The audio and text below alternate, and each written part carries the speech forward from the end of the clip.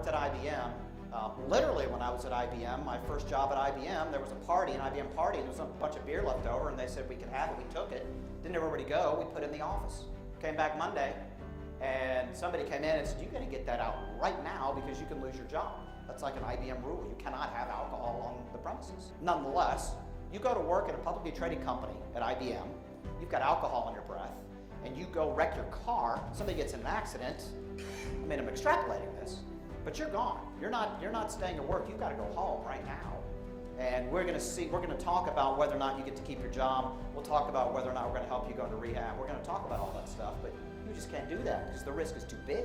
No, but when you're a dad and you've only got, 20 employees and your son's really bright, and he came in late because he was partying and he seems to do that frequently, I can sweep it under the rug. And oh, by the way, your employee that wants to come in and say, hey, did you know that junior whatever? Dad's going to say, hey, why don't you mind your own business? Maybe you don't need your job. So they're not going to come tell you, right? I'm simply saying that these are issues. And I'm simply saying you can't sweep them under the rug. These are some of the best practices of family businesses, and these are some of the things that when you're working with the next generation that they need to understand what these things are. Number one is you must have common goals. Back on the multiple siblings. Somebody wants to kind of sit on the gravy train and let the money roll in, and somebody wants to work really hard and grow this thing. Those aren't common goals. Key roles must be filled with competence. It's kind of a double-edged sword. It's a great opportunity when you're a family business is that you can give your kids more responsibility faster, right?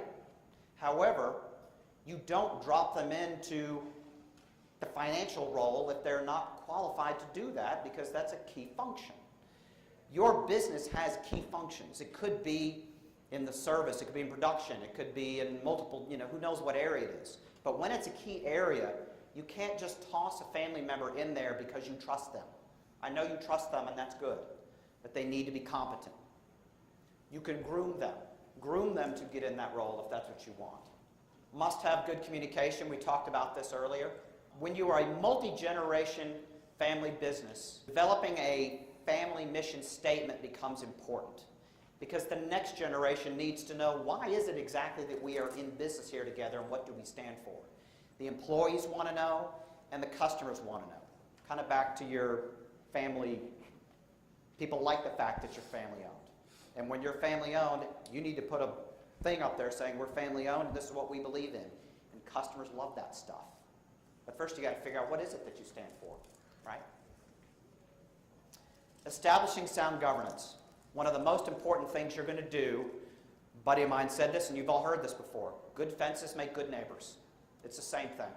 You got to put some fences up and you've got to agree to these fences. Everybody that's involved needs to agree to these fences, right? What are the policies? What are the procedures? What are the vacation policies? I think I'll save that for a second. Holding regular business meetings. When I say that the operative word is regular, every month we're going to whatever, and you do it every month, which is different than having regular family business meetings. A family business meeting is, a family business meeting is when you get the family together that's in the business or has a vested interest in the business, and we talk about the fact that we are a family that is in business together. Not about the financial statements, not about that thing, those things, but, Dad, what are you thinking? Mom, what are you thinking? And how's it going working here? And you guys don't seem to be getting along. And what do we need to do? What do we need to do to make sure that as a family and business we're working well together? And talk about that. And talk about that regularly. Governance, policies and procedures, financial handbook, ethics, amazing statistic, 64% of entering family business members do not have the qualification or experience for their job by their own admission. A disciplined approach, whatever it is, the reports, the meetings, so on and so forth, it's a disciplined approach. You're doing it on a regular basis. Agreements, up-to-date shareholder agreement, a buy-sell agreement, and a succession plan written down. Not spoken about, but written down with ink on paper. By the way, you need to get your buy-sell agreement in place before you need the buy-sell agreement. Once you need the buy-sell agreement and you don't have it, it's going to be too late because now the game is in play and you don't have calmness to sit down and hammer this all out.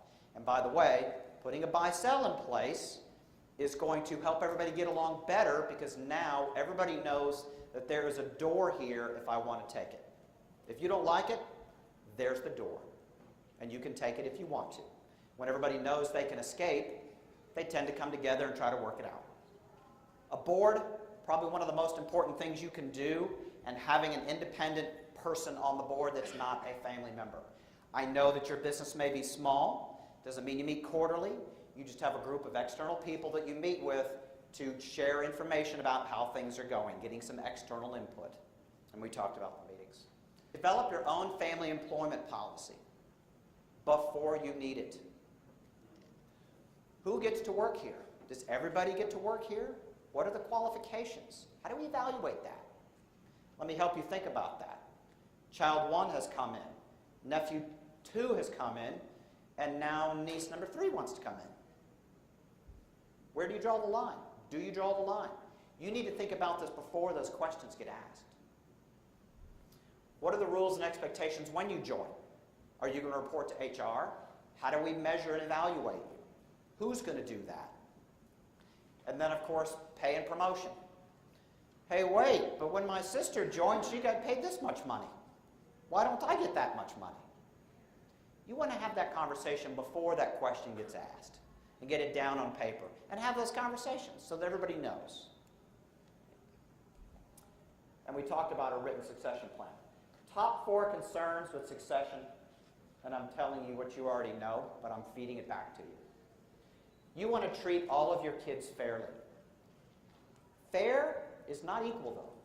I'm not saying it doesn't need to be equal. You don't want it equal. But what you're aiming for is fairness. I've got a client right now. They got 5 family members. 4 of them are in the business. 1 of them went haywire, but he's part of the family. And the dad wants to give shares down, but they don't want that son to have shares, so they need to give him some value equivalent to that. If anybody gets their business valued, you want your business valued at a low number. Everybody in the family knows that that's a low number and knows that that's not the real value. So we're trying to figure out a number that actually makes sense, because we want to treat him, they want to treat everybody fairly, right? Non-family employees, they got you here, they're going to take you to the future, you want to keep them on board. When you're talking about transition and succession, you got to start having a conversation with them. Doesn't mean you're going to accommodate all of their wants and needs, but the biggest want and need they have is to be in on it, right? If you're thinking about it, what are you thinking? And where do I play in this thing? I'm not saying all your employees, but certainly your key employees, right? Ones particularly that are thinking, hey, maybe I'll be running this place because I'm the one that's doing everything around here. Have those conversations. Number 3, family cohesion. You want to get to the other side of this transition, and you want to still be having Thanksgiving dinner together every year, right? That's the problem.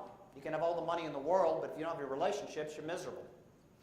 You can have the relationships, but if you don't have enough money to turn on the heat in the house, that's not good either. And finally, the estate planning. You want to do all of this in a financially wise manner.